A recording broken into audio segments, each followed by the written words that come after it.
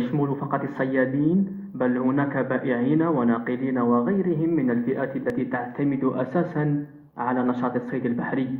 انشغالات مهني الصيد البحري المضربين عن العمل في المغرب تمركزت حول مطلب تحسين ظروفهم المهنية وتنفيذ القرارات المتفق عليها سابقا مع مسؤولي القطاع. السوق ستتضرر كثيرا من الإضراب الحالي، والأسعار سترتفع فعلا.